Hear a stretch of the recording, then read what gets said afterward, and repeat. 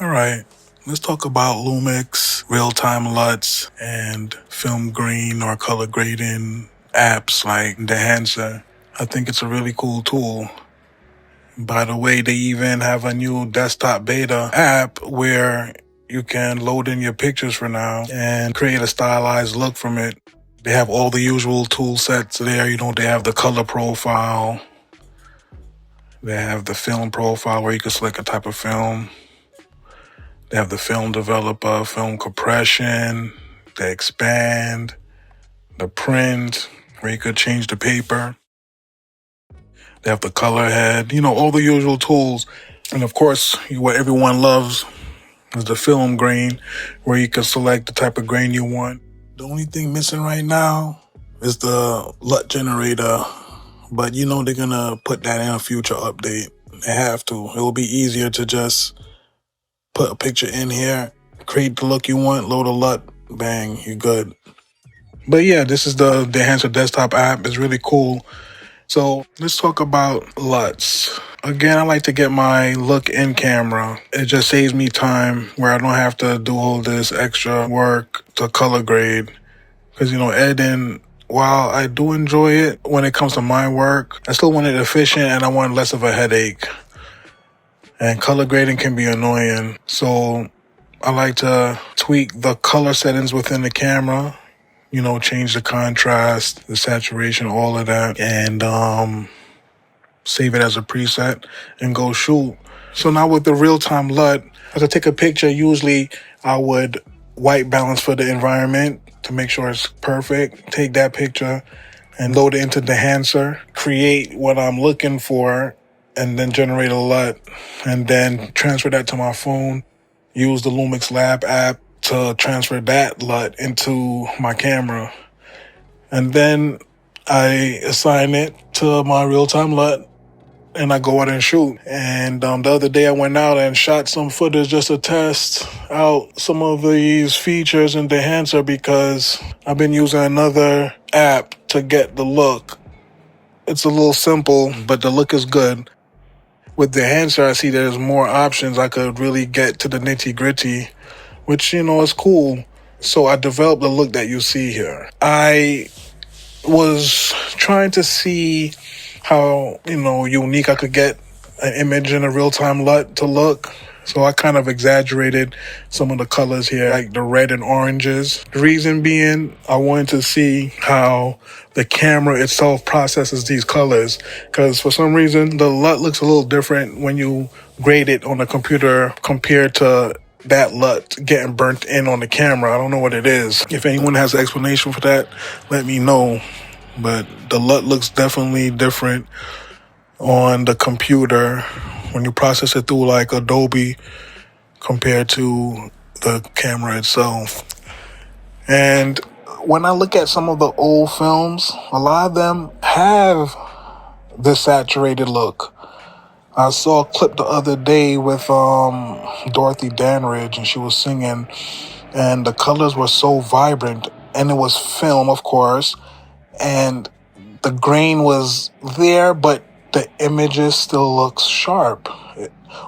And to tell you the truth, the image actually looked kind of similar to how this image looked. Seriously, I really like this lens. And then when you mix it with a program like Dehancer, brings it to another level because you get this nostalgic look that it's really nice. I can't wait to shoot a narrative with this. I feel that this is the future. I think, color grading is going to always be there. But this is the future, especially for like solo creators who basically do everything from writing, producing, shooting, editing, the whole shebang. And when you're working like that, it's always good to find ways to make things easier. For this video, the colors are a little exaggerated. It almost look like crayons. Maybe it's the lens that make it look like crayons because this lens is a older lens and it's not as sharp, especially when it's zoomed out. So maybe that also contributes to how this looks. But yeah, this has like these thick, saturated colors that I really like. Some people may be turned off with the reds and oranges in this, but I like this. This is my thing. And you know what? Color is subjective. Also, you don't need to follow everyone. You could just do your thing. That's the beauty of creating. All right. Yeah, there are popular ideas of how videos should look, but you don't need to always follow the crowd. You know, you don't have to be a lemming. You can do whatever you want to do. Me, yes, I do create in the commercial space.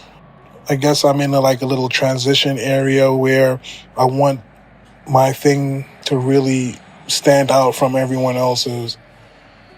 Yeah, so in this video, you know, I shot some footage for this documentary I'm doing on Newburgh, New York, and I went through the town, caught some known areas on camera,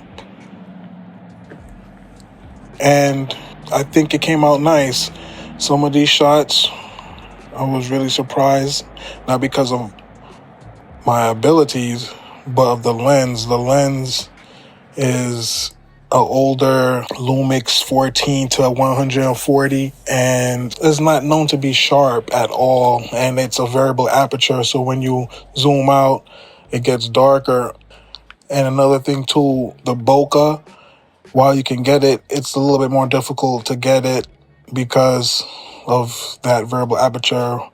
But what little bokeh you get, I like it. It's reminiscent of the old days of filming where you have a nice deep focus.